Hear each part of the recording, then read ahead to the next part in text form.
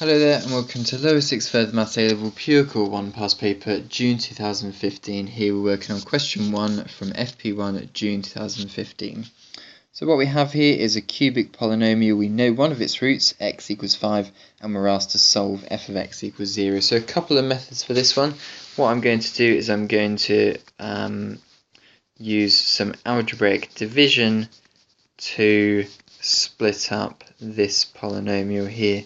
So what I'm going to do is, if I know that x equals 5 is a solution to my polynomial, then I know that I can factorize out x minus 5.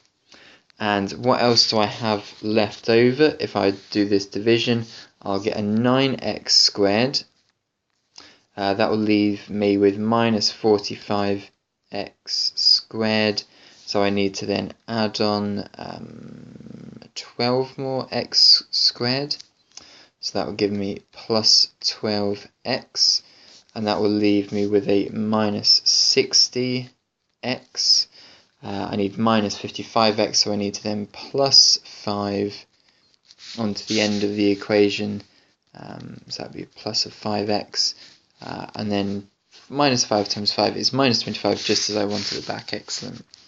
So what I'm now going to do is I'm now going to solve x, 9x squared plus 12x plus 5 equals 0.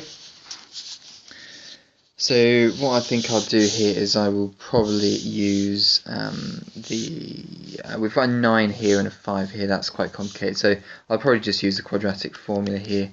Minus 12 plus or minus the square root of b squared, which is 144, minus 4 times 9 times 5, all over 2a. Okay, so going ahead and now simplifying this, it's going to be minus 12 plus or minus the square root of 144 take away 180, so that will leave me with minus 36 all over 18. Simplifying this, I'll get minus 12 plus or minus the square root of 36 is 6, and the square root of minus 1 is I, all over 18. Factorize out a 6 from the top and cancel it down with a 6 on the bottom. You get minus 2 plus I, plus or minus I, over 3. So in this case here, our second root beta is going to be minus 2 plus 3 plus I over 3, and our third root gamma is going to be equal minus 2 minus I over 3.